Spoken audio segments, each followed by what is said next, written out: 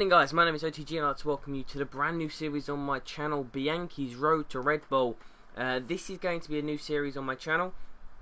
Basically, we're going to take a brand new career mode. Jules Bianchi is going to be the guy who we're going to be following. We're going to be following the career of the future star of Formula 1, shall we call him, the Frenchman who is now at Marussia. And the idea is to get him from the worst team to the top team. He's going to go from Marussia to Red Bull. Now this series should lead us to F1 2013. If it's successful and it's really popular, we'll do season 2, or not season 2, we'll do series 2 or something like that. But if this series is really popular, I don't know, we can do this. But this is a good. I hope it's a good idea. I hope you guys enjoy. So let's see what we can do for Marussia, guys. They're going to go over to the gameplay now and the full gameplay commentary. Can we try and get this video to about 7 or 8 likes? If so, I'll upload episode 2 on Tuesday. And please leave your comments down below if you'd like anything new or anything exciting in the future. So enjoy. So here we are, guys, on the grid in Australia. We've qualified down in 19th position on top of the bottom 3 cars, out qualifying a Caterham who had got KERS, so that's very impressive for us, and also beating HIT. We qualified in Q1, sorry, 100th of a second off Raikkonen, very impressive pace. We're going into the first corner, being a little bit cautious with Jean-Eric Vergne there, and I don't know what car went off at the first corner, but he's dropped a few places now, side by side with Jean-Eric Vergne, but we've lost out there because we haven't got KERS or pace. But Maldonado braking a little bit late. There we are up to into that corner. Sergio Perez getting some back end wheel spin there, but holds it together. And now we are just nudged off wide a little bit by Perez. We rejoin the track behind Perez, and at this point, Bianchi has to be thinking that this is where he is. So he needs to drive a conservative race and keep himself in a cool, calm, collected position, because he's not going to get points straight away. He's got no KERS.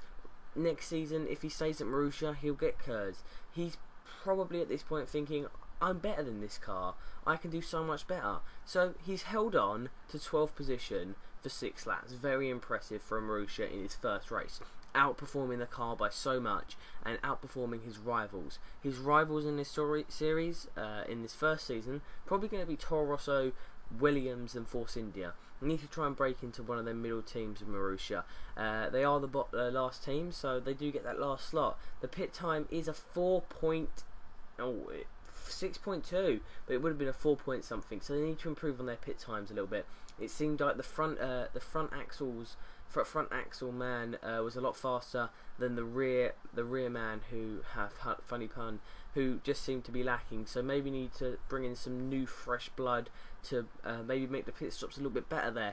But he has in fact got past Pastor Maldonado, and now he's chasing after Nico Hülkenberg. This is where things get a little bit interesting.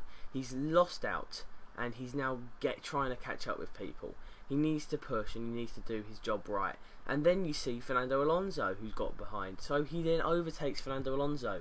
Ferrari were a team that hired him and he was a test driver. And now for him to be in that position in front of the team that got rid of him is a fantastic one. Also, Nico Hülkenberg, a position that he was interested in having for this season, was then taken away from him. So now Bianchi is in a Marussia and Hülkenberg is luckily in the Force India. But now we have Hülkenberg behind him and Carter Kine in front of him. Now, Carter Kine might be on the harder compound to start off with, but now he's going to get, for the first time in this entire series, apart from the first lap, he's going to get an overtake on someone. Yes, it's a HRT. Yes, neither of them got KERS, but he has got DRS, and this is a crucial part, as for the first time he makes an overtake, has more speed than Narun Carter Kine, and makes the move done. And even better, he'll get DRS in the next point because he was in the DRS detection zone. Coming round now onto lap 9, Bianchi behind Raikkonen, Maldonado's behind him, but Pastor Maldonado now is going to easily breeze past him. There we go, he goes for a nice move where the gap is, taking the racing line, easy done it. Can he try and get him on the undercut? He can't, he isn't going to get DRS, so Pastor Maldonado will in fact take the position and take 12th position off Jules Bianchi. Now it's Nico Hülkenberg behind him. Hülkenberg just breezes past him where there wasn't a gap, but he's made a gap. So another similar move to Pastor Maldonado, cutting the corner there. Jules just trying to bring any form of spark that could bring him back into this race, but sadly there was nothing there for him to go for. Now he's got the British Paul di Resta behind him. Force India at this moment not scoring points, Marussia not scoring points. It's just a battle of pride for them, and this is for Bianchi. Bianchi missing out on Force India place, would love to beat them two cars. Coming around now, he makes a silly mistake going into the chicane, and then Paul di Resta breezes past him. Not what he would have liked to have seen, but he has to put up with it, and he has to try and just battle back. Now he's down in 15th.